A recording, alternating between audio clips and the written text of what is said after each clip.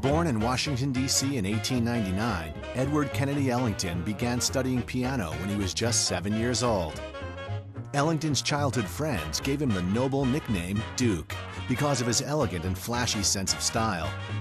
He studied the arts while in high school, even earning but not accepting a scholarship to the Pratt Institute in Brooklyn, New York. He gave up the fine arts in favor of a musical career.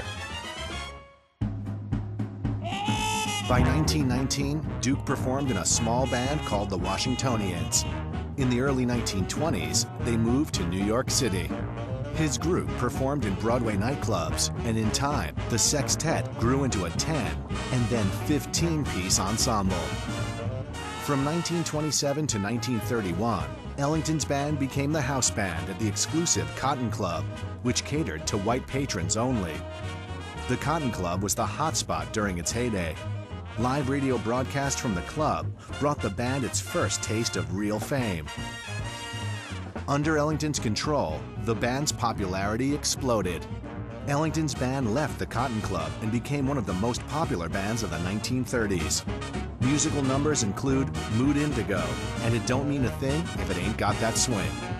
He also wrote pieces like Mood Indigo, which were pop hits on the jukebox in their day and very good sellers. But then Ellington would go back and do what some music historians call retossing the salad. He would take that same piece and now score it for an extended concert venue. The band went through a few changes at the end of the 1930s, eventually developing a lighter, freer rhythm. Billy Strayhorn joined the group and composed what would become Ellington's signature song, Take the A-Train. After World War II, the music industry experienced a revolution. The expensive big bands of the pre-war era were shunned, and the industry concentrated on singers who fronted.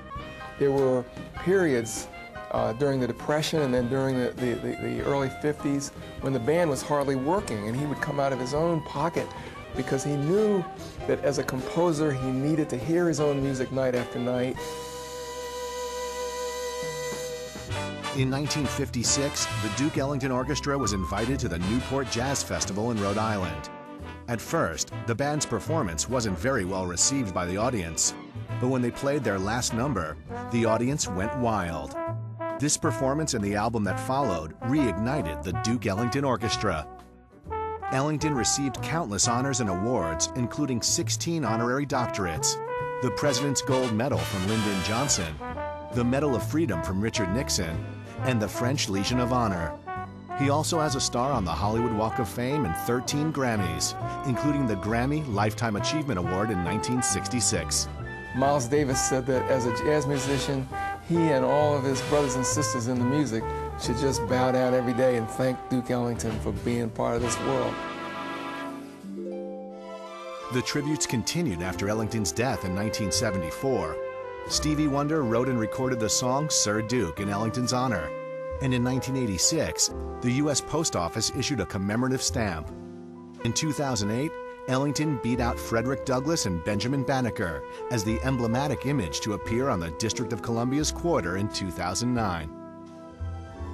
Duke Ellington was one of the greatest musicians that ever lived. What he gave music, nobody had ever done it before or after.